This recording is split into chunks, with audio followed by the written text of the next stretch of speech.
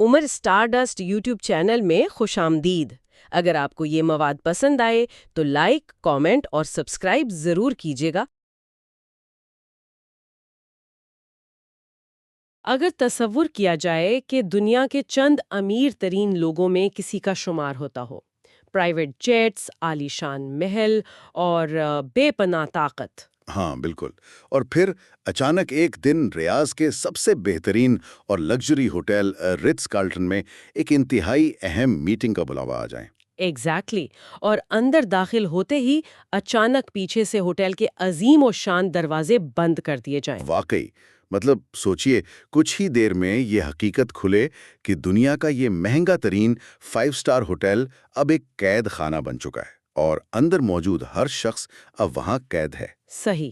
اور آج جس تحقیقی گفتگو کا ہم آغاز کر رہے ہیں، یہ کسی تھرلر ناول کی کہانی نہیں ہے، بلکہ ایک ایسی حقیقت ہے جس نے مشرق وسطیٰ کی تاریخ کو ہمیشہ کے لیے بدل دیا۔ بالکل، اور آج ہمارے پاس جو بنیادی مواد ہے وہ بریڈلی ہوپ اور جسٹن شیک کی مشہور کتاب بلڈ اینڈ آئل کے اہم اقتباسات ہیں۔ ہاں، اور اس ڈیپ ڈائیو کا اصل مقصد یہ سمجھنا ہے کہ محمد بن سلمان، یعنی جنہیں عام طور پر MBS کہا جاتا ہے، ان کا اقتدار میں آنا صرف ایک عام سی قیادت کی تبدیلی نہیں تھی، بلکہ یہ پوری ریاست کو جڑ سے اکھاڑ کر نئے سرے سے ڈیزائن کرنے کا ایک مکمل عمل تھا۔ ایک ریاست کی پوری بنیادی ری انجینئرنگ۔ اور دیکھیے، یہ تاریخ کے سب سے حیران کن واقعات میں سے ایک ہے۔ عام طور پر جب اس طرح کی تبدیلیاں خبروں میں آتی ہیں تو لگتا ہے کہ بس ایک بادشاہ گیا اور دوسرا آ گیا۔ ہاں، عام فہم تو یہی کہتا ہے نا۔ لیکن یہاں بلڈ اینڈ آئل کی تحقیق ایک بالکل مختلف کہانی سناتی ہے۔ یہ دراصل ایک انتہائی آہستہ چلنے والے روایتی نظام کو ایک ماڈرن اور سینٹرلائزڈ پاور مشین میں تبدیل کرنے کی کہانی ہے، جس کی مثال پہلے کبھی ملتی ہی نہیں۔ صحیح کہا، جس کی رفتار اور طریقہ کار اتنا شدید تھا کہ اس نے داخلی اور خارجی دونوں سطحوں پر دنیا کو ہلا کر رکھ دیا۔ لیکن اس نئی طاقت کے عروج کو تب تک نہیں سمجھا جا سکتا جب تک ہمیں یہ معلوم نہ ہو کہ پچھلا نظام دراصل چلتا کیسے تھا۔ اچھا، یہاں میری ایک عام سی ازمپشن ہمیشہ سے یہ تھی کہ کیونکہ وہاں بادشاہی نظام ہے تو وہاں بادشاہ کے پاس ہی مکمل طاقت ہوتی ہوگی۔ رائٹ۔ یعنی لگتا تھا بادشاہ صبح اٹھتا ہوگا، ایک حکم دیتا ہوگا اور پورے ملک میں اس پر عمل ہو جاتا ہوگا۔ کیا تاریخی طور پر وہاں ایسا نہیں تھا؟ دیکھیں، یہ نا ایک بہت ہی عام غلط فہمی ہے۔ حقیقت میں پچھلی کئی دہائیوں سے وہاں کا نظام ایک مطلق آمریت کی طرح نہیں، بلکہ ایک بہت بڑی فیملی کارپوریشن کی طرح چل رہا تھا۔ ویٹ، فیملی کارپوریشن کی طرح؟ ہاں، مطلب ملک کے بنیانی شاہ عبد العزیز کے بعد اقتدار باپ سے بیٹے کو منتقل نہیں ہوتا تھا، بلکہ ان کے بیٹوں یعنی بھائیوں کے درمیان گھومتا تھا۔ تاکہ خاندان میں اتفاق برقرار رہے۔ ایگزیکٹلی، اور اس اتفاق کو برقرار رکھنے کے لیے طاقت کو بہت محتاط انداز میں تقسیم کیا گیا تھا۔ یعنی کسی ایک شخص کے پاس سارے اختیارات نہیں تھے۔ بالکل نہیں۔ مثال کے طور پر خاندان کا ایک انتہائی طاقتور شہزادہ فوج اور وزارت دفاع سنبھالتا تھا، دوسرا شہزادہ نیشنل گارڈ کا مکمل کنٹرول رکھتا تھا جو اپنی ایک الگ فوج تھی، اوہ اچھا۔ اور تیسرے کے پاس وزارت داخلہ یعنی انٹیریئر منسٹری ہوتی تھی۔ یہ سب اپنے دائروں میں خود مختار تھے۔ ان وزارتوں کے اندر ان کے اپنے رولز، اپنے لوگ اور اپنے بجٹ ہوتے تھے۔ سمجھ آ گئی۔ تو یہ بالکل کسی بڑی ملٹی نیشنل کمپنی کے بورڈ آف ڈائریکٹرز کی طرح کام کر رہا تھا، جس میں مختلف ڈپارٹمنٹس کے ہیڈز ایک ٹیبل پر بیٹھتے ہیں۔ صحیح مثال ہے، وہی بات ہے۔ اور اگر ملک میں کوئی بھی بڑا فیصلہ کرنا ہو تو ان سب کو راضی کرنا پڑتا ہوگا تاکہ سب کی رائے شامل ہو سکے۔ بالکل، یہ ایک مکمل کنسنسس ڈریون نظام تھا۔ ہر فیصلے میں ان تمام اعلیٰ شہزادوں کی رائے شامل ہوتی تھی۔ اس کا فائدہ یہ تھا کہ ملک میں بغاوت نہیں ہوتی تھی اور خاندان متحد رہتا تھا۔ لیکن اس کا ایک بڑا نقصان بھی تو ہوگا نا، نظام بہت آہستہ چلتا ہوگا۔ صحیح پکڑا، کسی بھی اہم اصلاح یا تبدیلی کے لیے سالوں لگ جاتے تھے کیونکہ کسی نہ کسی کو اعتراض ہوتا تھا۔ اور پھر 2015 آتا ہے۔ جب شاہ سلمان تخت نشین ہوتے ہیں۔ ہاں، اور اچانک MBS اس بورڈ آف ڈائریکٹرز والے نظام میں داخل ہوتے ہیں، اور وہ صرف اس بورڈ کا حصہ نہیں بنتے بلکہ وہ اس پورے بورڈ کو ہی ختم کر دیتے ہیں۔ لیکن اس سب میں سب سے دلچسپ سوال یہ پیدا ہوتا ہے کہ آخر یہ سب اتنی تیزی سے ہوا کیسے؟ رائٹ یعنی اچانک ایک ایسے کمرے میں داخل ہو کر جہاں اربوں ڈالر کے مالک اور پرائیویٹ فوج رکھنے والے تجربے کار شہزادے بیٹھے ہوں، وہاں جا کر کوئی یہ نہیں کہہ سکتا کہ آج سے میں انچارج ہوں۔ نہیں، بالکل نہیں کہہ سکتا۔ تو ان پرانے عمر رسیدہ لوگوں کو جو لائن میں اپنی باری کا انتظار کر رہے تھے، انہیں راستے سے ہٹاڑا کیسے گیا؟ یہاں بلڈ اینڈ آئل میں دی گئی تفصیلات بہت اہم ہیں۔ انہوں نے بالکل اچانک سب کچھ نہیں چھینا، انہوں نے آہستہ آہستہ لیکن بہت تیزی سے خود کو ہر اہم معاملے میں ناگزیر بنا لیا۔ ایک ایمرجنسی کا جواز پیش کر کے؟ ہاں، انہوں نے ریاست کے سامنے یہ دلیل پیش کی کہ دنیا بہت تیزی سے بدل رہی ہے اور تیل پر انحصار ختم ہو رہا ہے، اس لیے آنے والے وقت کے چیلنجز سے نپٹنے کے لیے پرانا نظام فیل ہو جائے گا۔ اچھا، تو ایمرجنسی اور فیوچر چیلنجز کا حوالہ دے کر اختیارات اپنے ہاتھ میں لیے گئے۔ بالکل، ملک کو بچانے کے لیے تیزی سے فیصلے کرنے کی ضرورت پر پورا زور دیا گیا۔ پہلے وزیر دفاع بنے، پھر اکانومی کونسل کے ہیڈ، پھر نائب ولی عہد اور آخر میں تجربے کار کراؤن پرنس کو ہٹا کر خود ولی عہد بن گئے۔ لیکن ٹائٹلز اور عہدے حاصل کر لینا کہانی کا صرف ایک حصہ لگتا ہے۔ ہاں، عہدے ملنے کے بعد اصل مسئلہ تو اس اختیار کو منوانا ہوتا ہے، ان لوگوں سے جو کل تک برابر کے تھے۔ کاغذ پر طاقت مل جانا ایک بات ہے، پر اسے زمینی حقیقت بنانا مکمل دوسری بات ہے۔ اور یہی وہ ٹرننگ پوائنٹ ہے جہاں پچھلا نظام مکمل طور پر ٹوٹ جاتا ہے۔ نئی طاقت کو برقرار رکھنے کے لیے صرف احکامات جاری کرنا کافی نہیں تھا۔ ایک مثال قائم کرنی تھی نا؟ ایگزیکٹلی، ایک ایسی مثال کہ کوئی مخالفت کا سوچ بھی نہ سکے۔ اور یہ ہمیں واپس اسی رٹز کارلٹن والے واقعے کی طرف لے آتا ہے۔ وہ واقعہ واقعی ذہن سے نہیں نکلتا۔ 2017 میں سینکڑوں شہزادوں، منسٹرز اور ٹاپ بزنس ٹائکونز کو حراست میں لے لیا گیا، جسے عالمی میڈیا میں اینٹی کرپشن ڈرائیو کے طور پر پیش کیا گیا۔ رائٹ، اور وہاں سے اربوں ڈالر کی رقم بھی واپس نکالی گئی اسٹیٹ کی طرف سے۔ لیکن اگر اس قدم کے پیچھے چھپی حکمت عملی کو دیکھا جائے تو ایک عام قید خانے کی بجائے ایک لگژری ہوٹل کا انتخاب بڑا عجیب لگتا ہے۔ صحیح کہہ رہی ہیں آپ۔ یعنی اگر صرف پیسے ہی نکلوانے تھے تو انہیں ریگولر جیلز میں کیوں نہیں ڈالا گیا؟ یہ رٹز کارلٹن کا سیٹ اپ آخر سیاسی کنٹرول کا ہتھیار کیسے بن گیا؟ یہی اس پورے واقعے کا سب سے بڑا ماسٹر سٹروک تھا۔ بلڈ اینڈ آئل کے مصنفین اس پر گہرائی سے بحث کرتے ہیں کہ یہ صرف کرپشن کا معاملہ تو تھا ہی نہیں۔ تو اصل مقصد کیا تھا؟ یہ دراصل ایک سائیکولوجیکل وارفیئر یعنی نفسیاتی جنگ تھی۔ سوچئے، جب کسی عام انسان کو جیل میں ڈالتے ہیں تو وہ ڈر جاتا ہے۔ صحیح۔ لیکن جب ان اشخاص کو پکڑتے ہیں جو پوری زندگی محلوں میں رہے ہیں، جو سوچتے تھے کہ انہیں کوئی ہاتھ بھی نہیں لگا سکتا، جنہیں اپنی طاقت کا غمنڈ تھا، ہاں، تو انہیں توڑنے کے لیے فزیکل جیل سے زیادہ نفسیاتی جھٹکے کی ضرورت ہوتی ہے۔ اوہ واو! تو اس لگژری ہوٹل میں رکھنے کا پیغام یہ تھا کہ تمہاری یہ عالیشان زندگی اور محل اب میرے رحم و کرم پر ہے۔ جی ہاں، پیغام بڑا واضح تھا کہ طاقت اب کسی بھی صورت میں تقسیم نہیں ہوگی۔ رٹز کارلٹن میں صرف وفاداری کا امتحان نہیں لیا گیا، بلکہ وہاں ممکنہ سیاسی مخالفین کی کمر توڑ دی گئی۔ بے اثر کر دیا گیا ان کو۔ بالکل، جو لوگ فیوچر میں کسی بھی قسم کی مخالفت کر سکتے تھے، انہیں ایسی حالت میں لایا گیا کہ وہ فرش پر بچھے گدوں پر سو رہے تھے۔ باپ رے، اس سے نئے نظام کا پیغام تو سب کو واضح ہو گیا ہوگا کہ طاقت اب مرکز میں ہے، اور صرف دولت نہیں بلکہ پرائیویٹ فوجیں اور وزارتوں کا نیٹ ورک بھی پوری طرح کنٹرول میں آ گیا۔ اور اس سے آگے کا منظرنامہ اور بھی دلچسپ ہو جاتا ہے۔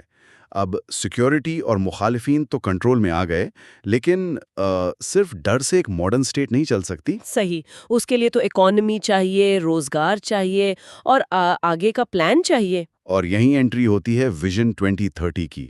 کتاب اس پر بڑا تفصیلی حوالہ دیتی ہے، جس کا بنیادی مقصد یہ تھا کہ ملک کا انحصار تیل یعنی آئل سے ختم کر کے ایک نئی اکانومی بنائی جائے۔ ایگزیکٹلی۔ فیوچر کیونکہ آئل فری ہے تو ان کو ایک نئی انویسٹمنٹ ڈریون اکانومی چاہیے تھی، نئے شہر بنانے ہیں، ٹیک انڈسٹری لانی ہے۔ یہ تو ایسی بات ہے جیسے کسی نئے شہر کی بنیاد رکھی جا رہی ہو۔ لیکن یہاں میرا ایک سوال ہے، ایک طرف پولیٹیکل کنٹرول کی بات ہو رہی ہے اور دوسری طرف اکنامک لبرلائزیشن کی. صحیح سوال ہے. تو یہ دونوں آپس میں منسلک کیسے ہیں؟ یعنی شہر کی ہر سڑک گھوم پھر کر صرف ایک ہی مرکز کی طرف کیسے آتی ہے؟ اس کا جواب ہمیں PIF یعنی پبلک انویسٹمنٹ فنڈ کے کردار میں ملتا ہے. دنیا کے سامنے تو PIF ایک عظیم الشان ویلتھ فنڈ ہے جو گلوبل کمپنیز اور سپورٹس ٹیمز میں سرمایہ کاری کر رہا ہے. جو کافی مشہور بھی ہے دنیا بھر میں. ہاں، لیکن بلڈ اینڈ آئل اس فنڈ کا ایک داخلی اندرونی رخ بھی دکھاتی ہے. PIF صرف ملک سے باہر پیسہ بنانے کی مشین نہیں ہے، یہ دراصل داخلی معیشت کو کنٹرول کرنے کا سب سے بڑا ہتھیار بن گیا. ویٹ، وہ کیسے؟ اگر ملک میں ترقی ہو رہی ہے اور نئے پروجیکٹس بن رہے ہیں تو اس سے مرکزی کنٹرول کیسے مضبوط ہوتا ہے؟ اسے ایسے سمجھیے کہ پچھلے نظام میں جو اعلیٰ طبقہ تھا، یعنی بڑے بزنس مین اور شہزادے، ان کے پاس اپنی الگ ویلتھ ہوتی تھی. ان کی طاقت ان کے اپنے سرمایے میں تھی. اچھا. لیکن ویژن 2030 اور PIF کے ذریعے اس پوری گیم کو ہی بدل دیا گیا. اب نئے سعودی عربیہ میں کوئی بھی بڑا ڈیولپمنٹ پروجیکٹ ہو، چاہے وہ نیوم سٹی ہو یا نئی انڈسٹریز، ان سب کا کیپٹل اور منظوری صرف ایک ہی مرکز سے آتی ہے. PIF سے آتی ہے. ایگزیکٹلی PIF سے آتی ہے. سمجھ آ گئی. تو اس کا مطلب یہ ہے کہ اگر ملک میں کسی بزنس مین کو سروائیو کرنا ہے یا ترقی کرنی ہے تو اسے لازمی طور پر PIF کے ساتھ مل کر کام کرنا ہوگا. بالکل صحیح تجزیہ کیا آپ نے. اور کیونکہ PIF سیدھا MBS کے کنٹرول میں ہے تو وفاداری خود بخود انشور ہو جاتی ہے. وہی بات ہے، کیپٹل کے بہاؤ کو اس طرح سے ڈائریکٹ کیا گیا ہے کہ اب خواص یعنی ایلیٹ کلاس کی بقا اور ان کی ویلتھ کا انحصار مکمل وفاداری پر ہے. اگر آپ وفادار ہیں تو کانٹریکٹس اور مواقع کے دروازے کھلے ہیں. اور اگر ذرا سا بھی شک ہے تو آپ گیم سے باہر ہیں.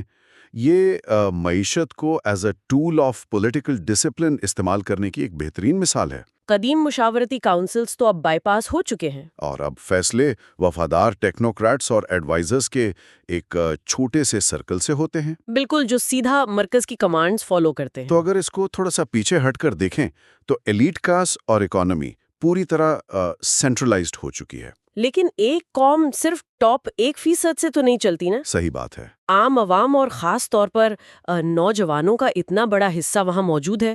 ان کو کنٹرول میں رکھنا یا انہیں خوش رکھنا بھی تو اتنا ہی ضروری ہے. اور یہاں بلڈ اینڈ آئل ہمیں ان دو روحیں حقائق کی طرف لے جاتی ہے جنہیں دیکھ کر دنیا اکثر کنفیوز ہو جاتی ہے. جسے پرسیپشن مینجمنٹ کہتے ہیں. ایک طرف ہم دیکھ رہے ہیں کہ ملک میں ایسی جدت آئی ہے جس کی کسی کو توقع نہیں تھی. اچانک ملک بھر میں سینماز کھل گئے، بڑے بڑے انٹرنیشنل میوزک کانسرٹس ہو رہے ہیں. ہاں، اور خواتین کو گاڑی چلانے کی اجازت مل گئی. ثقافتی پابندیاں تیزی سے ختم کی جا رہی ہیں.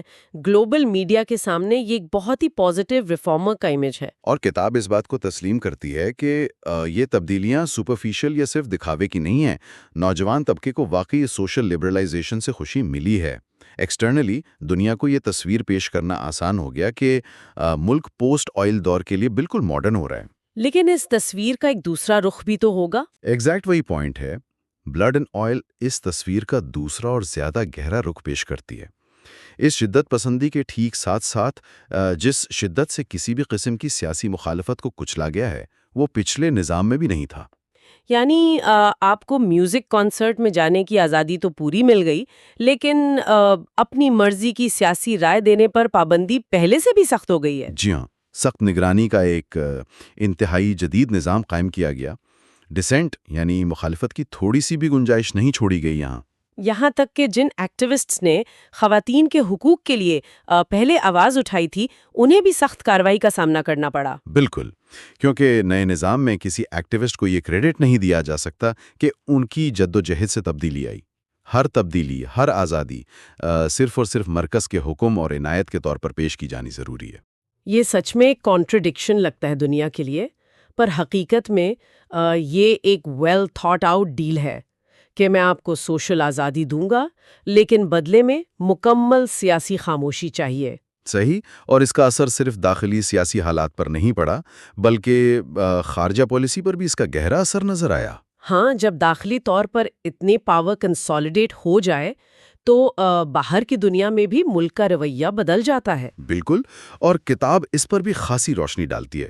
پچھلے نظام میں جہاں ہر فیصلہ مل جل کر ہوتا تھا، وہاں خارجہ پالیسی بھی بہت احتیاط پسند ہوتی تھی۔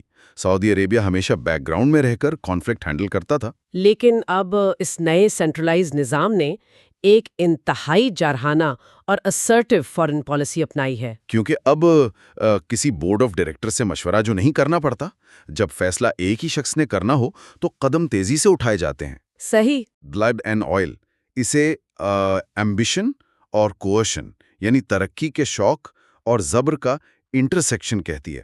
اندرونی کنٹرول اور بیرونی طاقت کا اظہار ایک ہی بڑے پلان کے دو حصے ہیں۔ آپ دنیا پر واضح کر دیتے ہیں کہ اب فاصلے آہستہ نہیں ہوں گے اور مفادات کے خلاف کوئی قدم برداشت نہیں ہوگا۔ ایگزیکٹلی۔ اور یہ اسرٹیونیس اس طاقتور امیج کو مزید مضبوط کرتی ہے جو داخلی طور پر بنایا جا رہا ہے۔ اگر اس پوری گفتگو اور ان تمام تحقیقی زاویوں کو سمیٹا جائے تو ایک بات بالکل شیشے کی طرح صاف ہو جاتی ہے۔ MBS کا عروج کسی پرانے بادشاہ کے مرنے اور نئے کے آنے کی عام سی کہانی نہیں ہے۔ نہیں، یہ ایک پورے اسٹیٹ اپیریٹس کی ڈسمنٹلنگ تھی۔ ایک ایسا متفقہ خاندانی نظام جو پچھلی صدیوں سے چلتا آ رہا تھا، اسے توڑ کر ایک ہائپر سینٹرلائزڈ ایگزیکٹو مونارکی بنا دیا گیا ہے۔ صحیح، یہ ایک ایسا سسٹم ہے جو کسی ماڈرن ٹیک سٹارٹ اپ کی طرح بیہیو کرتا ہے، جہاں ایک CEO کے پاس ایبسولوٹ کنٹرول ہے اور زیرو ڈسینٹ پالیسی ہے۔ معیشت، سیکیورٹی اور سوسائٹی تینوں کو ملا کر ایک نیا اتھارٹیرین ماڈل ڈیزائن کیا گیا ہے جو آج کی صدی کے تقاضوں کے حساب سے اپڈیٹ کیا گیا ہے۔ یہ اس پورے ڈیپ ڈائیو کا بہترین نچوڑ ہے۔ بلڈ اینڈ آئل ہمیں یہی سمجھنے میں مدد دیتی ہے کہ نئے دور کی آمریت صرف ڈنڈے کے زور پر نہیں چلتی، اسے عالمی سرمایہ کاری، سوشل ریفارمز اور ٹیکنالوجیکل سرویلنس کے کمبینیشن سے چلایا جاتا ہے۔ بالکل، اور اس تحقیقی تجزیے کو یہاں ختم کرتے ہوئے ایک انتہائی گہرا اور فکریہ سوال ذہن میں آ کر رک جاتا ہے۔ ہم نے دیکھا کہ کس طرح پرانے آہستہ چلنے والے جہاز کو توڑ کر ایک سپیڈ بوٹ بنا دی گئی۔ ہاں، رٹز کارلٹن سے لے کر PIF تک ہر چیز نے طاقت کو ایک ہی مرکز میں جمع کر دیا۔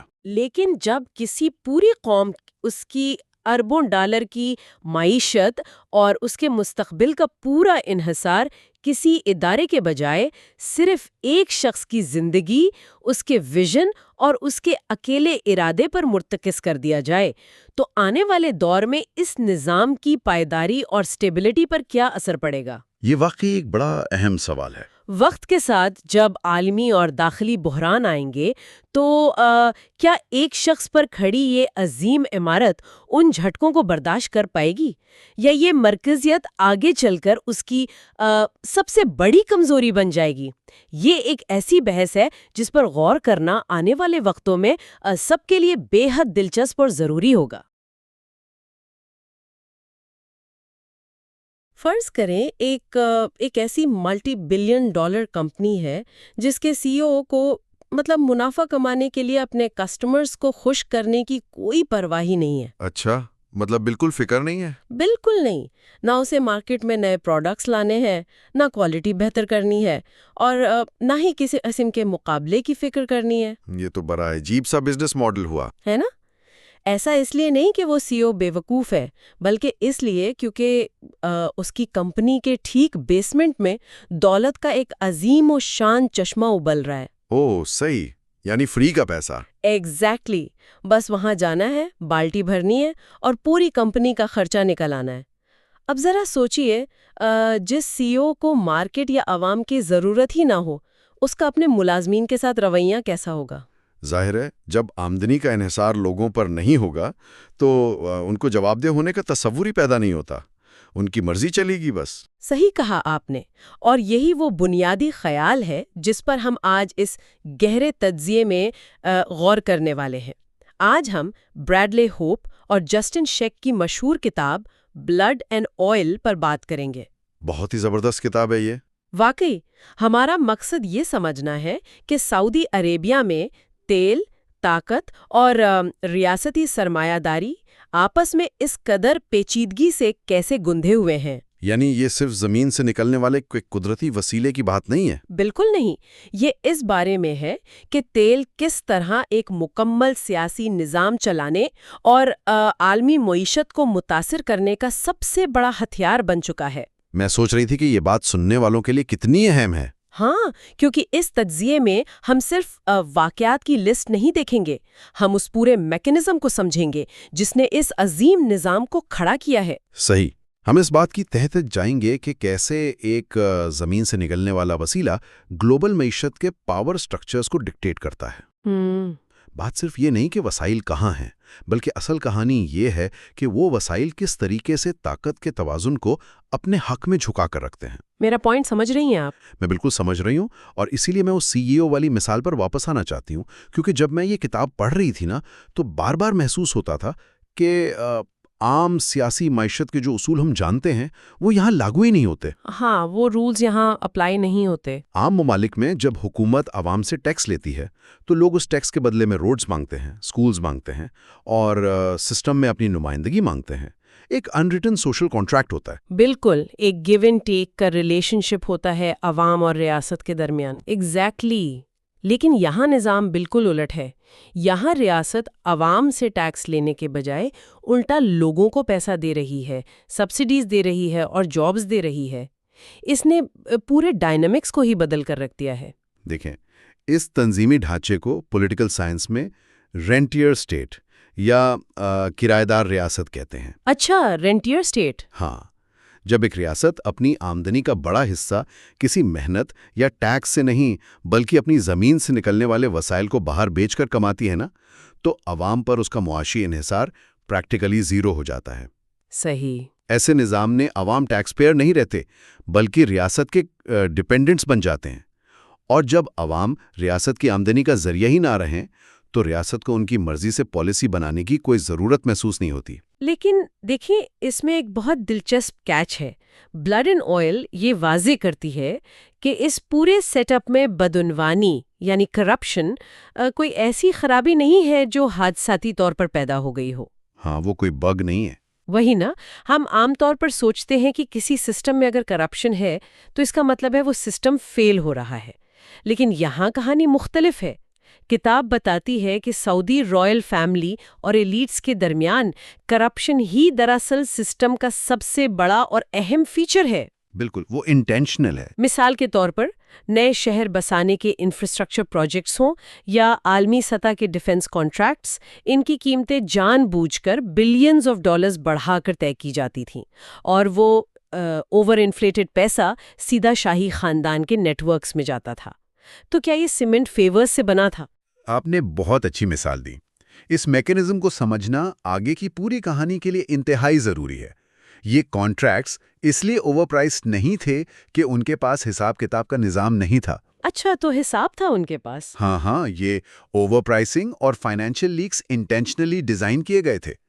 ذرا تصور کریں ایک ایسی ریاست کا جہاں ہزاروں شہزادے ہوں اور ہر ایک کو اپنے گروپ کی طاقت اور سٹیٹس کو مینٹین کرنا ہو۔ ظاہر ہے، اس کے لیے پیسہ تو چاہیے۔ بہت پیسہ چاہیے۔ ان سب کو آپس میں جوڑے رکھنے کے لیے ایک مسلسل اور بے حساب کیش فلو چاہیے ہوتا ہے۔ ایک طاقتور شہزادے کو ڈیفنس منسٹری دے دی گئی، دوسرے کو نیشنل گارڈ، تیسرے کو انٹیریئر منسٹری۔ یعنی سب کو ان کا حصہ مل گیا۔ اگر ہر ڈالر کا حساب مانگا جانے لگے تو یہ پرامن نظر آنے والا نظام اگلے ہی دن شدید اختلافات اور شاید سول وار میں تبدیل ہو جائے، کیونکہ وہ جو گلو تھا وہ ختم ہو جائے گا۔ رکیے، اب یہاں ایک منطقی الجھن پیدا ہوتی ہے میرے دماغ میں۔ جی پوچھئے۔ اگر یہ ڈی سینٹرلائزڈ نظام اتنا ہی سٹیبل تھا، سب شہزادے اپنا اپنا حصہ لے رہے تھے اور بغاوت کا کوئی خطرہ نہیں تھا، تو پھر محمد بن سلمان یعنی MBS کے آنے کے بعد اس پورے نظام کو الٹ پلٹ کرنے کی کیا ضرورت پیش آئی؟ یہ بہت ہی اہم سوال ہے۔ مطلب اگر ہر دھڑا اپنے خیمے میں مستحکم تھا تو اس ڈی سینٹرلائزیشن کو ختم کر کے ساری معاشی اور سیاسی طاقت صرف ایک مرکز میں جمع کرنے کا اتنا بڑا رسک کیوں لیا گیا؟ یہ تو وہی بات ہوئی نا کہ پرسکون تیرتی ہوئی مچھلی کے ساتھ چھیڑ چھاڑ کرنا۔ واقعی یہ رسک بہت بڑا تھا، لیکن اس کی وجہ عالمی معیشت میں آنے والی تیز ترین تبدیلیاں تھیں۔ MBS اور ان کی ٹیم کو یہ بات سمجھ آ گئی تھی کہ تیل کی قیمتیں ہمیشہ ایسی نہیں رہنے والی۔ ہاں، دنیا رینیوبل انرجی کی طرف جا رہی ہے۔ بالکل، اور عالمی سطح پر تیل پر انحصار کم کرنے کی باتیں پریکٹیکل ہو رہی تھیں۔ اگر تیل کی آمدنی گرتی ہے تو ان ہزاروں شہزادوں کو پالنے کے لیے ڈالرز نہیں بچیں گے۔ صحیح۔ اور جب پیسہ سوکھے گا تو کیا ہوگا؟ ہسٹری بتاتی ہے کہ جب پیٹرنیج نیٹ ورک کا کیش سوکھتا ہے تو یہی بکھری ہوئی طاقتیں ریاست کے مخالف کھڑی ہو جاتی ہیں اور حکومت کا تختہ الٹنے کی کوشش کرتی ہیں۔ او، تو یعنی یہ ایک پریمپٹیو سٹرائک تھی، اس سے پہلے کہ وہ اٹیک کرے اسٹیٹ نے انہیں نیوٹرلائز کر دیا۔ ایگزیکٹلی، اس سے پہلے کہ وہ پرانا نظام اپنے بوجھ تلے خود کولیپس ہو جائے، ایک انتہائی شدید پریمپٹیو سٹرائک کی ضرورت تھی۔ فیصلہ یہ کیا گیا کہ سسٹم سروائیو تبھی کرے گا جب طاقت مکمل طور پر ایک ہی مرکز میں آ جائے، تاکہ کوئی دوسرا گروپ اتنا طاقتور نہ رہے جو کل کو ریاست کو چیلنج کر سکے۔ صحیح پکڑا آپ نے۔ اور اس عظیم مرکزیت کے لیے جس ادارے کو ہتھیار بنایا گیا وہ پبلک انویسٹمنٹ فنڈ یا PIF تھا۔ ہاں، PIF۔ اب دیکھیں، اگر ہم دنیا بھر کے اخبارات پڑھیں نا تو وہاں PIF کو ایک بہت ہی پروگریسو، ماڈرنائزنگ فورس کے طور پہ پیش کیا جاتا ہے۔ بالکل، PR کیمپینز تو ایسے ہی ہوتے ہیں۔ ہاں، ہمیں بتایا جاتا ہے کہ یہ ویژن 2030 کا دل ہے۔ اس کا مقصد اکانومی کو ڈائیورسفائی کرنا ہے تاکہ تیل پر انحصار کم ہو۔ ہم دیکھتے ہیں کہ یہ ٹیک سٹارٹ اپس میں انویسٹ کر رہے ہیں، اسپورٹس ٹیمز خرید رہے ہیں۔ صحیح کہہ رہی ہیں آپ۔ لیکن جو چیز ہم بلڈ اینڈ آئل سے نکال رہے ہیں اس کے مطابق تو یہ عالمی معیشی ڈائیورسفیکیشن تھوڑا کم اور ایک اندرونی پولیٹیکل پاور گریب زیادہ لگتا ہے۔ اصل میں یہ دونوں چیزیں ایک ساتھ ہو رہی ہیں۔ PIF کے کارپوریٹ سٹرکچر کو ذرا غور سے دیکھیں۔ بظاہر یہ ایک عام سوورن ویلتھ فنڈ لگتا ہے، ہاں، لائک کوئی عام انویسٹمنٹ فنڈ۔ لیکن اندرونی سطح پر اس نے ملک کی معاشی رگوں پر سے باقی تمام شہزادوں اور دھاروں کا کنٹرول ہمیشہ کے لیے ختم کر دیا۔ آرامکو کی آمدنی، نیشنل ریئل اسٹیٹ، نئی میگا پروجیکٹس، سب کچھ ایک ہی جگہ آ گیا۔ بالکل سب کچھ ایک ہی شخص کے ڈائریکٹ کنٹرول میں اس فنڈ کے تحت جمع ہو گیا۔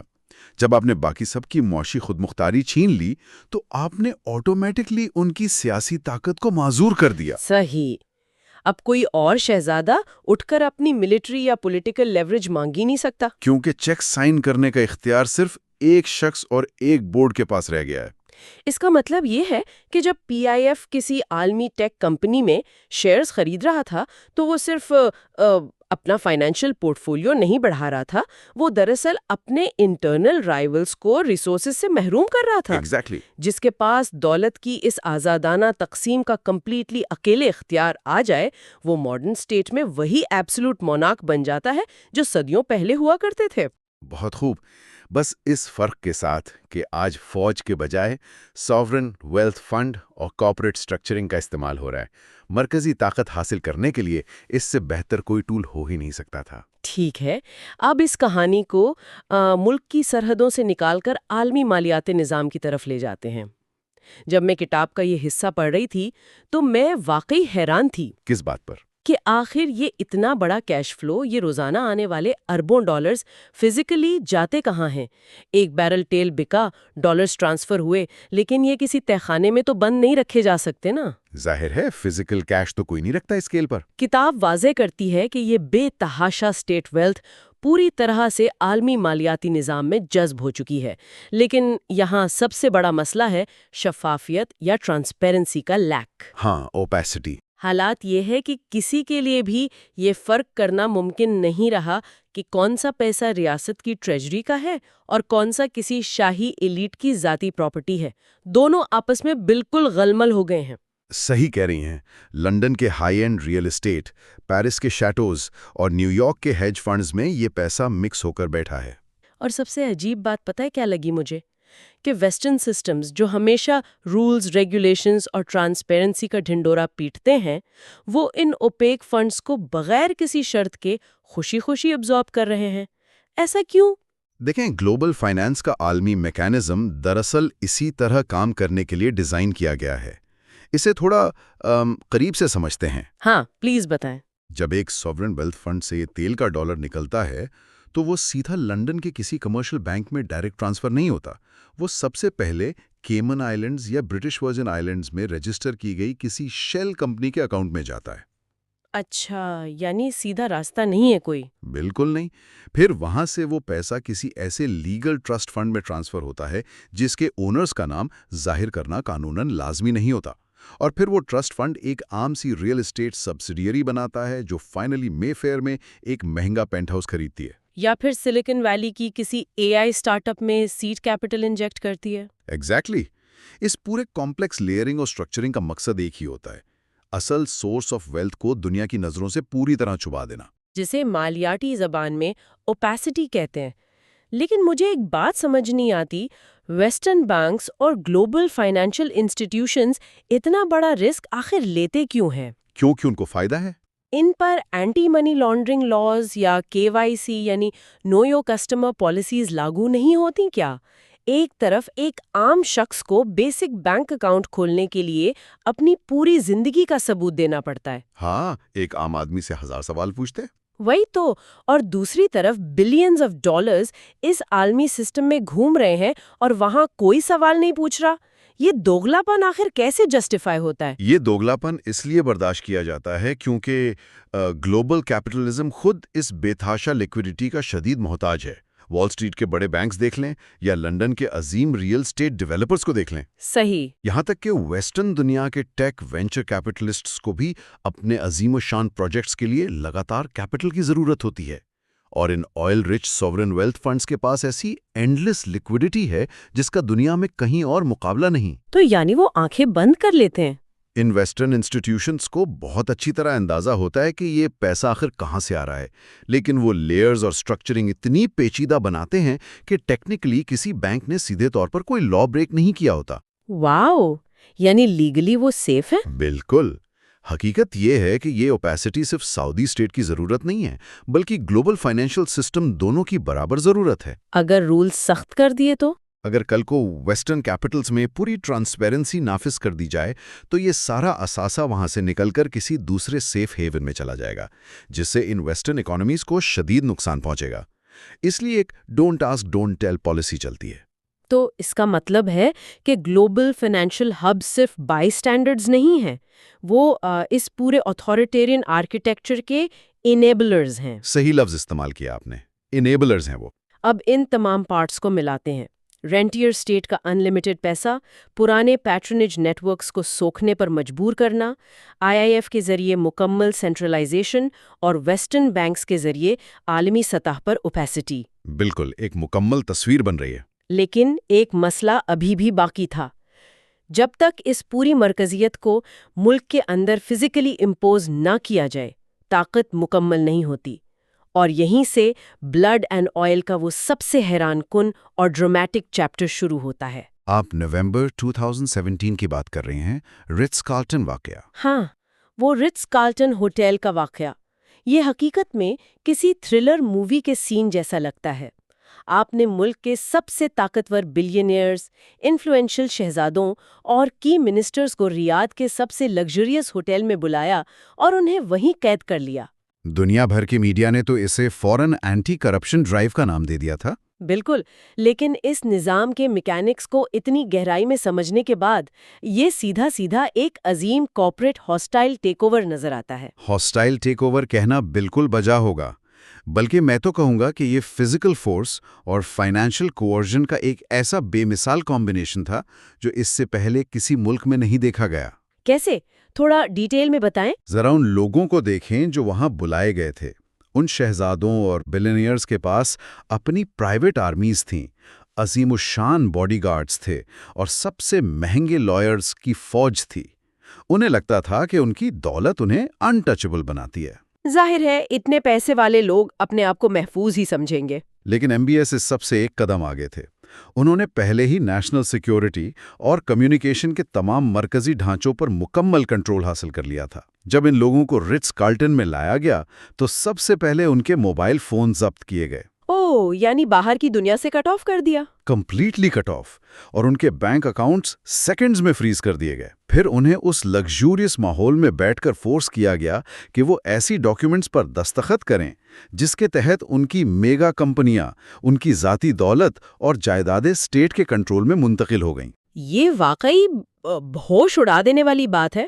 یہ پریکٹیکلی ان بکھرے ہوئے طاقتور فائنینشل نیٹ ورکس کو فورس کے ذریعے ہمیشہ کے لیے واپس سسٹم میں کھینچنے کا آخری قدم تھا۔ صحیح کہا۔ یعنی مقصد صرف یہ نہیں تھا کہ جسے کرپشن کا پیسہ کہا جا رہا تھا وہ اسٹیٹ کو واپس ملے۔ اصل مقصد پرانے ایلیٹس کی معاشی کمر ہمیشہ کے لیے توڑنا تھا تاکہ سسٹم میں کوئی اور طاقتور سینٹر بچے ہی نہ۔ ایگزیکٹلی۔ جب ایک عالمی سطح کا بلینئر شہزادہ اپنے تمام اثاثوں کو سائن اوور کر کے اس ہوٹل سے نکلتا ہے تو وہ صرف اپنے بینک اکاؤنٹس نہیں کھوتا، وہ اس نظام میں اپنا سیاسی وجود ہمیشہ کے لیے کھو دیتا ہے۔ اس کے پاس اپنی لوگوں کی وفاداری خریدنے کے لیے ایک پیسہ نہیں بچتا، وہ ایفیکٹولی نیوٹرلائز ہو جاتا ہے۔ بلڈ اینڈ آئل کی یہ سب سے گہری ڈائگنوسس ہے۔ بالکل۔ اس پورے واقعے نے ملک میں ایک نیا سٹیٹس کو قائم کر دیا۔ اس نے سب پر یہ بات روشن کر دی کہ معاشی طاقت اب مکمل طور پر سیاسی طاقت کے تبعی ہے۔ کوئی کتنا ہی امیر کیوں نہ ہو، اسٹیٹ جب چاہے اس کو مٹا سکتی ہے۔ صحیح، لیکن یہاں ایک بڑا پیراڈاکس بھی تو نظر آتا ہے نا؟ کون سا پیراڈاکس؟ اس نئے نظام میں ماڈرنائزیشن واقعی تیزی سے آ رہی ہے۔ سوسائٹی کو کلچرلی اوپن کیا جا رہا ہے، سنیماز کھل رہے ہیں، عورتوں کو گاڑی چلانے اور بزنس کرنے کی آزادی مل رہی ہے، دنیا کو ایک انلائٹنڈ سوسائٹی کا چہرہ دکھایا جا رہا ہے۔ ہاں، بظاہر یہ بہت پازیٹیو لگتا ہے۔ لیکن کتاب پڑھ کر لگتا ہے کہ یہ سب آزادیاں ایک انتہائی سخت اور مرکزی آتھارٹیرین فریم ورک کے اندر فراہم کی جا رہی ہیں۔ ماڈرنائزیشن کی اجازت ہے لیکن ڈسینٹ یا اپوزیشن کا وجود کمپلیٹلی مٹا دیا گیا ہے۔ بالکل صحیح، یعنی ہر چیز کی طرح اس ماڈرنائزیشن کی بھی ایک شدید قیمت چکائی جا رہی ہے، اور وہ قیمت ہے ریاست اور اس کے مرکز کے ساتھ ایبسلوٹ لائلٹی۔ یہ بات سمجھنا ہم سب کے لیے انتہائی ضروری ہے۔ جب ہم آج اپنی نیوز فیڈز میں کسی عالمی سپورٹس ٹورنامنٹ جیسے LIV گولف میں ان کی سرمایہ کاری دیکھتے ہیں، یا کسی ڈیزرٹ میں بننے والے فیوچرسٹک شہر کا 3D ماڈل دیکھتے ہیں، ایگزیکٹلی، تو اس کے پیچھے بنیادی مقصد صرف ملکی اکانومی کو ڈائیورسفائی کرنا نہیں ہے، یہ ایک ماسٹر جیو پولیٹیکل اسٹریٹجی ہے۔ صحیح کہا۔ یہ اس ریاست کا نیا میکنزم ہے، اپنی طاقت، اثر و رسوخ اور انڈسپینسبلٹی کو پوری دنیا میں پروجیکٹ کرنے کا، اور یہ بات جانتے ہوئے بھی ہماری عالمی معیشت اس اسٹریٹجی کو حقیقت بنانے میں ان کے ساتھ برابر کی شریک ہے۔ واقعی، جب ریاست، معاشی سرمایہ اور طاقت اتنی گہرائی سے مل جاتے ہیں تو عالمی پالیٹکس کی بنیادیں ہلنا شروع ہو جاتی ہیں۔ تو آج ہم نے بلڈ اینڈ آئل کے ذریعے جن بنیادی میکینکس کو ان پیک کیا ہے وہ واقعی بہت اہم تھے۔ ہم نے دیکھا کہ کیسے تیل نے ایک ایسا رینٹیئر اسٹیٹ ڈھانچہ بنایا جہاں اکاؤنٹیبلٹی کا وجود ہی نہیں تھا، اور کیسے کرپشن ایلیٹس کو وفادار رکھنے کا سب سے اہم فیچر تھا۔ پھر ہم نے تجزیہ کیا کہ MBS نے بدلتی ہوئی عالمی معیشت کے خطرات کو بھانپ کر اس بکھرے ہوئے نیٹ ورک کو پائس جیسی پاورفل اینٹی اور رٹز کارلٹن جیسی سخت مہم کے ذریعے کمپلیٹلی سینٹرلائز کر دیا۔ ایک مکمل پاور گریب تھا یہ۔ ہاں، اور آخر میں کیسے ویسٹرن بینکنگ سسٹمز نے شیل کمپنیز کے اندر اس کیپٹل کو چھپا کر اس گلوبل اوپیسٹی کو برقرار رکھا جو دونوں کی معاشی ضرورت ہے۔ یہ پوری عالمی انٹیگریشن کی کہانی ہے۔ اسی اختتامی پوائنٹ پر میں چاہوں گی کہ آپ ہمارے سننے والوں کے لیے کوئی آخری خیال پیش کریں۔ بالکل، میں ان تمام لوگوں کے سامنے جو عالمی حالات پر غور کرتے ہیں ایک بہت اہم سوال رکھنا چاہتا ہوں۔ اس پورے عظیم الشان نظام کا جو انجن ہے وہ ایسنشلی تیل کی فراوانی ہے۔ صحیح۔ لیکن آج ہم ایک ایسی دنیا میں ہیں جہاں رینیویبل انرجی جیسے سولر پاور اور الیکٹرک وہیکلز نے بڑی معیشتوں میں اپنی جگہ پکڑ لی ہے۔ مستقبل میں تیل پر انحصار کم ہوتا جائے گا، یہ بات طے ہے۔ ہاں، عالمی سطح پر چینجز آ رہے ہیں۔ تو سوال یہ پیدا ہوتا ہے کہ جب اس نظام کے اس بیسمنٹ میں ابلتے ہوئے دولت کے چشمے کا فلو کم ہونے لگے گا تو اس انتہائی مرکزی اور طاقتور نظام کا کیا ہوگا؟ یہ واقعی ایک بڑا سوال ہے۔ کیا یہ میسو سینٹرلائز اسٹیٹ اپنے اندرونی پریشرز اور کم ہوتی آمدنی کے بوجھ تلے بکھرنا شروع ہو جائے گی؟ یا پھر پی آئی ایف اور ان عالمی ٹیک انویسٹمنٹس کے ذریعے یہ ریاست گلوبل اکانومی میں اپنی جڑیں اس قدر گہری کر چکی ہوگی کہ یہ ایک نئی تیل کے بغیر بھی پہلے سے کہیں زیادہ طاقتور اور اتھارٹیرین شکل میں ابھرے گی؟ یہ واقعی ایک ایسا گہرا اور چونکانے والا خیال ہے جو مستقبل کے عالمی حالات کو مکمل طور پر ایک نئے زاویے سے دیکھنے پر مجبور کر دیتا ہے۔ صحیح کہا آپ نے۔ کیا وہ چشمہ سوکھنے کے بعد یہ عظیم عمارت اپنی انویسٹمنٹس کے بلبوتے پر کھڑی رہ پائے گی؟ یہ آنے والا وقت ہی بتائے گا۔ اس معاشی اور سیاسی میکینکس کے باریک گہرے تجزیے میں شاملیت کا بے حد شکریہ۔ اپنے ارد گرد بنتے اور بکھرتی ہوئی ان عالمی طاقتوں کے کھیل پر نظر رکھیے۔ ہم ایسی ہی کسی اور پیچیدہ حقیقت کو لے کر پھر حاضر ہوں گے۔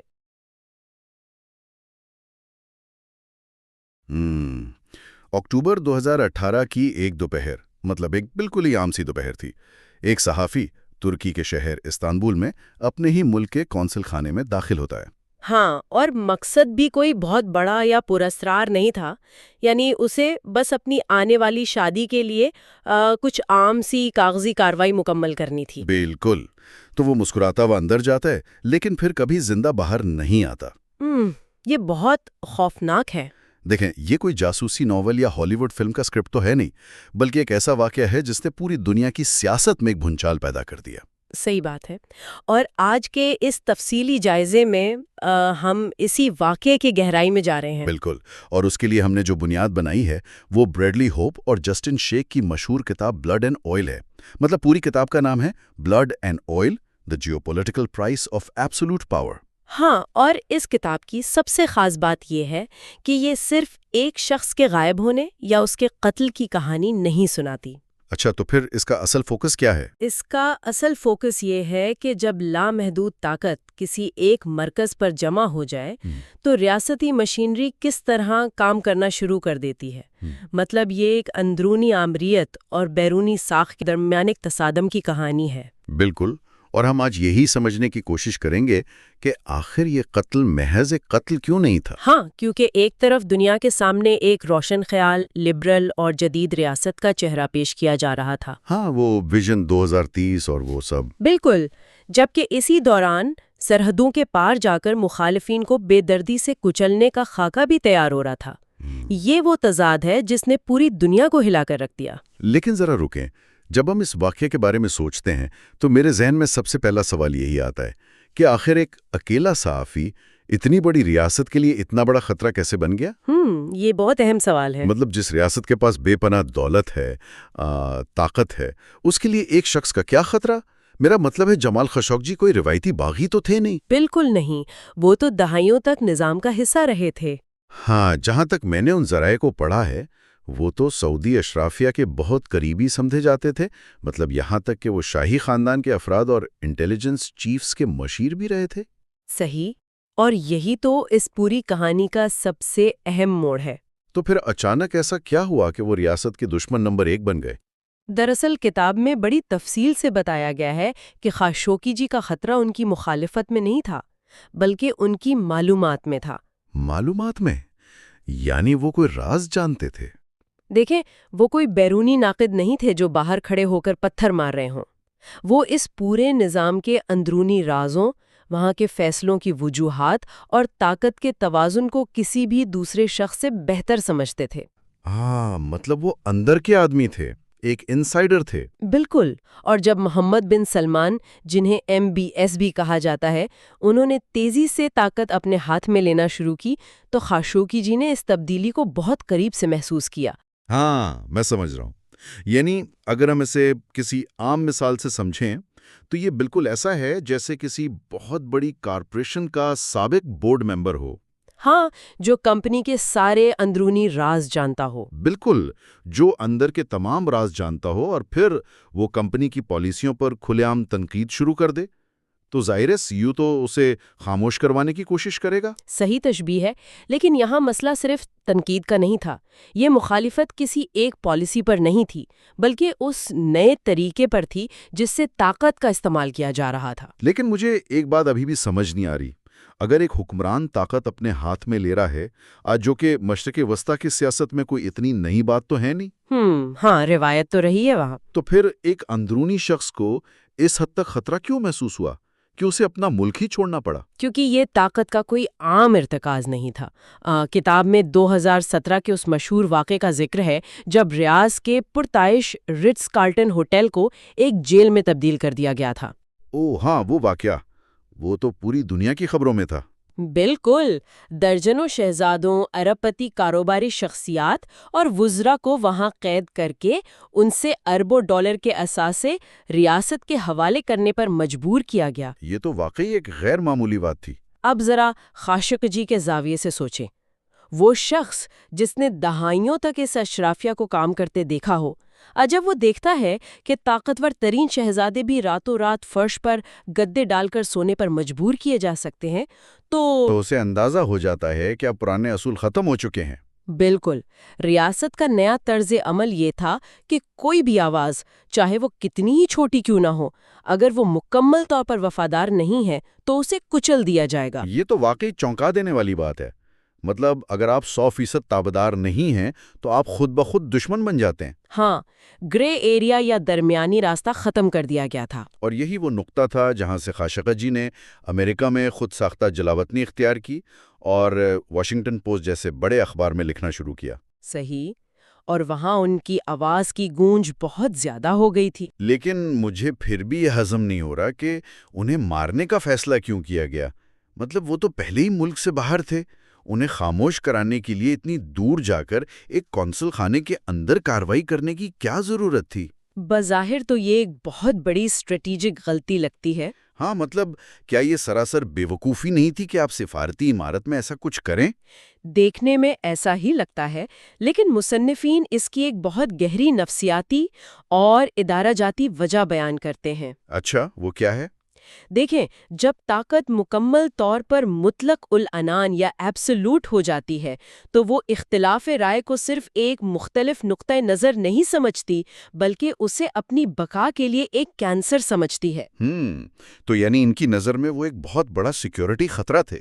بالکل، کتاب میں یہ واضح کیا گیا ہے کہ خاشقجی کی آواز اس لیے خطرناک تھی کیونکہ وہ بین الاقوامی سطح پر سنی جا رہی تھیں، اور وہ اس بیانیے کو چیلنج کر رہے تھے جو ریاست اربوں ڈالر خرچ کر کے دنیا کے سامنے بنا رہی تھی۔ اچھا، اور یہ سرحد پار جا کر کارروائی کرنے والا پہلو؟ ہاں، اس حوالے سے ریاست نے یہ طے کر لیا تھا کہ اب سرحدیں ان کے اختیارات کو محدود نہیں کر سکتی۔ انہوں نے ایک نیا اور خطرناک اصول قائم کیا کہ وہ اپنے ناقدین کو دنیا کے کسی بھی کونے تک جا کر نشانہ بنا سکتے ہیں۔ یہ تو ایسا ہے جیسے کسی نے سوچا ہو کہ بھئی ہم اتنے طاقتور ہیں کہ عالمی قوانین تو ہم پر لاگو ہی نہیں ہوتے۔ بالکل، یہی ذہنیت تھی۔ اور یہاں سے بات سیدھی اس بیانیے کی طرف جاتی ہے جس کا آپ نے ابھی ذکر کیا۔ اگر ہم 2018 سے کچھ عرصہ پہلے کی خبروں اور عالمی میڈیا پر نظر دوڑائیں تو صورتحال کے بالکل مختلف تھی۔ ہاں، اس وقت تو ایک بالکل ہی الگ تصویر پیش کی جا رہی تھی۔ مغربی میڈیا تو MBS کے گن گا رہا تھا۔ مطلب ہر طرف ویژن 2030 کی بات ہو رہی تھی، خواتین کو ڈرائیونگ کی اجازت ملنا، ملک میں دہائیوں بعد سینما گھروں کا کھلنا۔ ہاں، معیشت کو تیل سے ہٹ کر ٹیکنالوجی کی طرف لے جانا۔ بالکل بالکل، یہ سب تو ایک انتہائی شاندار اور لبرل پیشرفت لگ رہی تھی۔ مطلب کوئی بھی دیکھے تو یہی کہے گا کہ یہ تو بہت زبردست تبدیلی آ رہی ہے۔ ہاں، دنیا بھر کے سرمایہ کار اسی لیے تو کھچے چلے آ رہے تھے۔ تو پھر کیا یہ ساری کی ساری جدیدیت صرف ایک دھوکہ تھی؟ نہیں، ہم اسے مکمل طور پر دھوکہ تو نہیں کہہ سکتے۔ مطلب کچھ تو سچائی تھی اس میں۔ بالکل، معاشی تنوع اور سماجی آزادیاں حقیقی تھیں۔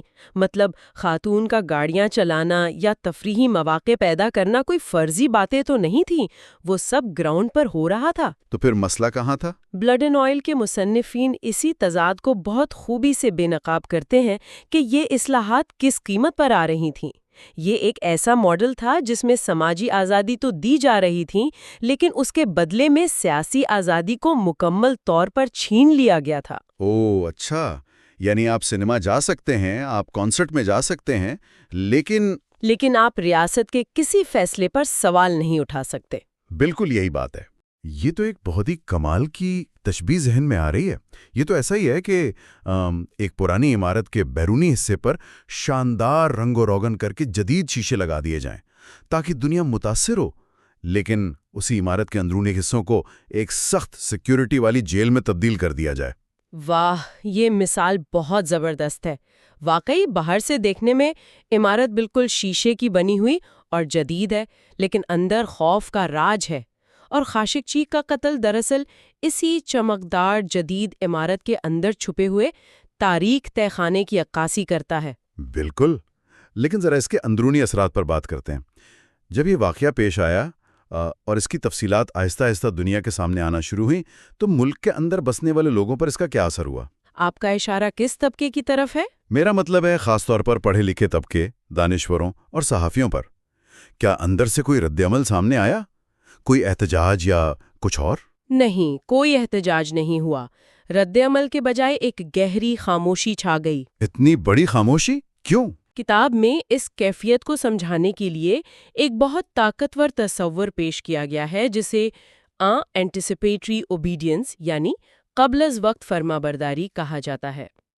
قبل از وقت فرمانبرداری؟ یہ اصطلاح تھوڑی بھاری لگ رہی ہے۔ ہاں، لیکن اس کا مطلب بہت سیدھا ہے۔ یہ خوف کی وہ انتہائی شکل ہے جہاں ریاست کو ہر شخص کے سر پر پولیس والا کھڑا نہیں کرنا پڑتا۔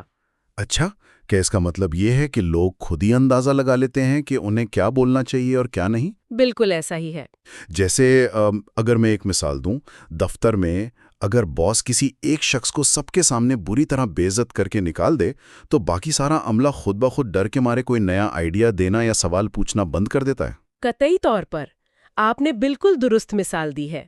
اور جب یہ عمل ایک دفتر کے بجائے ایک پوری قوم کی سطح پر ہوتا ہے تو اس کے نتائج بہت تباہ کن ہوتے ہیں۔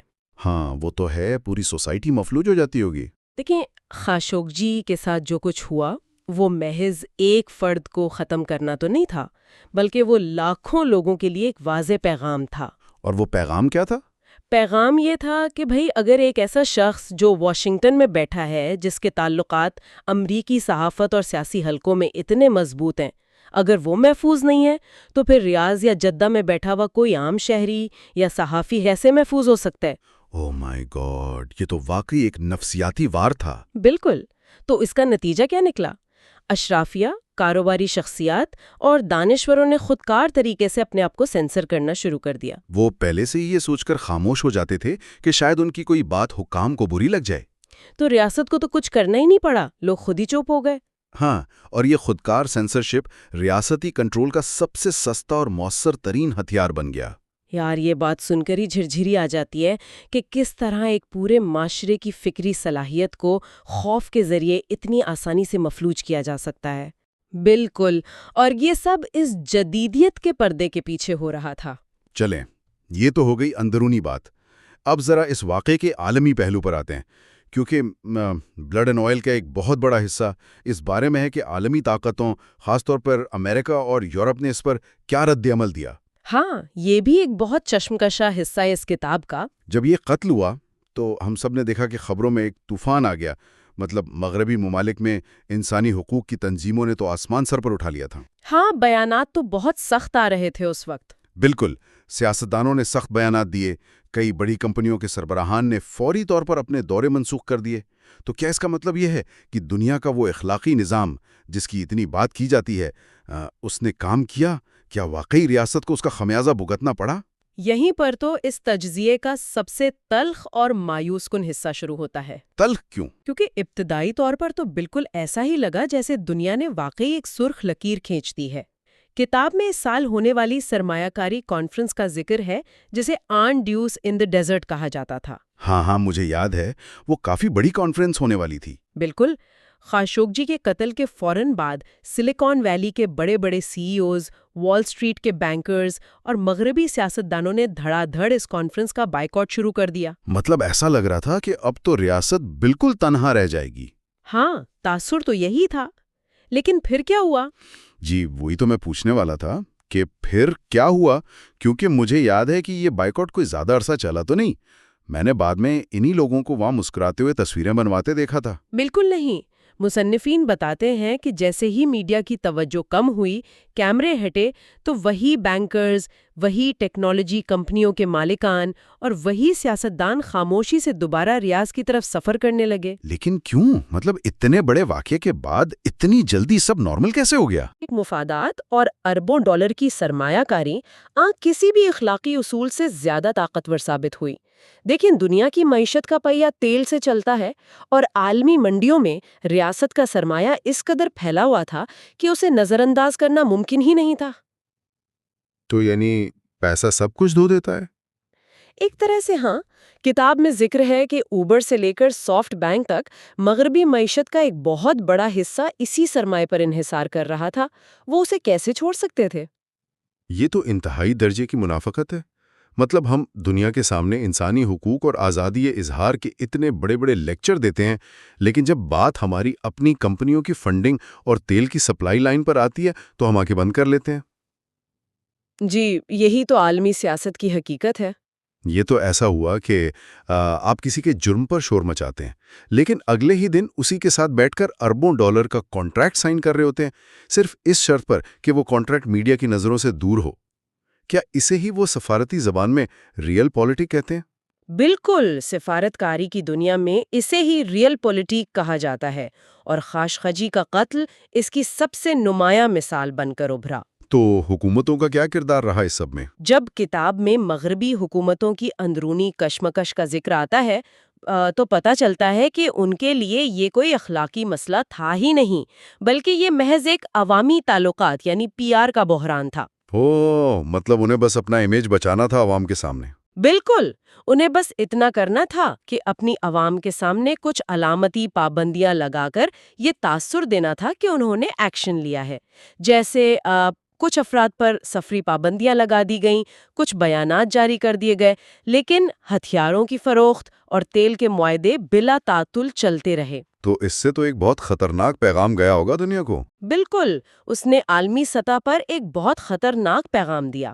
اور وہ پیغام یقیناً یہی ہوگا کہ بھئی اگر آپ کے پاس تیل ہے، آپ کے پاس بے پناہ پیسہ ہے اور آپ عالمی معیشت کے لیے ناگزیر ہیں، تو آپ لفظی معنی میں قتل کر کے بھی بچ سکتے ہیں.